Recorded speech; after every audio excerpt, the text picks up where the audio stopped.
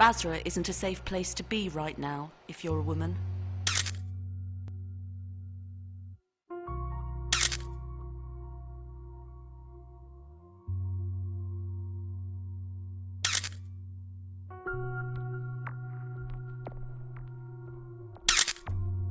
This is just some of the gruesome evidence that sits inside the computer of the man the Iraqi government has placed in charge of the Basra police now that the British have gone.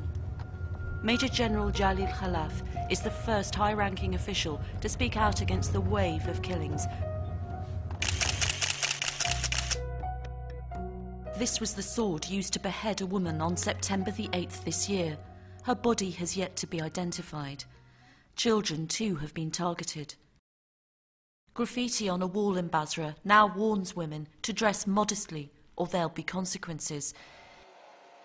In the eyes of the killers, any woman is acting immorally if she disregards an extreme vision of Islamic propriety. This is a very serious issue. It's terrifying. When I came to Basra, I looked at this and found out that over 40 women had been murdered, and the police record showed that the perpetrators were unknown, so I don't think the investigations were serious or sufficient. Many had been murdered along with their children, and their bodies were dumped in the street. Many people didn't take much interest in this issue. Even the families did not want to make a big fuss, either because they were scared of the killers or because they were worried about the scandal that followed. Women have become the biggest victims in Basra. That's why I'm leading a campaign against those evil criminals who represent the worst of the past and the present. They are twisted and full of hatred and ignorance. These criminals must be exposed by society. I find it astonishing that society has been indifferent to this. Where are the educated people and the champions of human rights and women's rights? Where are the religious people and the politicians? Why have people kept silent? I don't know.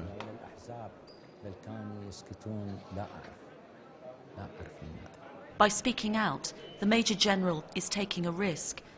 But then he's no stranger to violence himself. Since he's been in charge, he's survived no fewer than 20 assassination attempts by militias.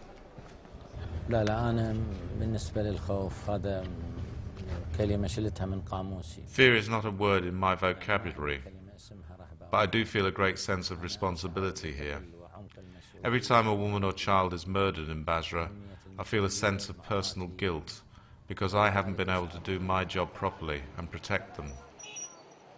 This terrifying picture of a civil society falling apart is confirmed by a 30-year-old lawyer who spoke to us anonymously on the telephone from Basra.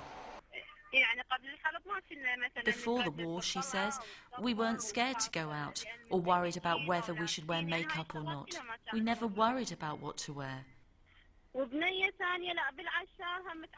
She tells us of a female student she knows about who was shot in the legs because she was not wearing hijab, and of another young girl who was killed in the Al-Asha district of Basra because she was improperly dressed. Women are being pressurized to leave their schools and universities. We as a society must stand up and protect our women in Basra and all over Iraq from this terrorism.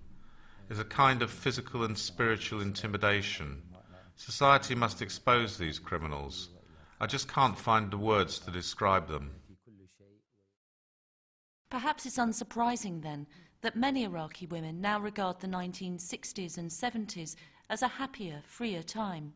People like this 54-year-old woman who spoke to us on the phone.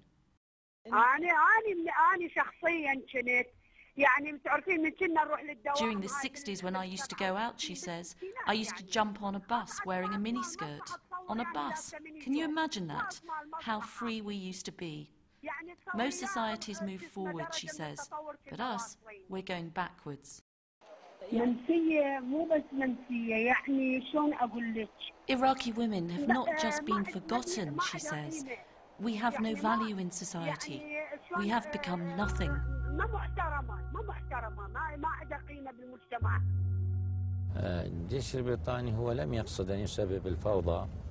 The British did not mean to create a mess here in Basra.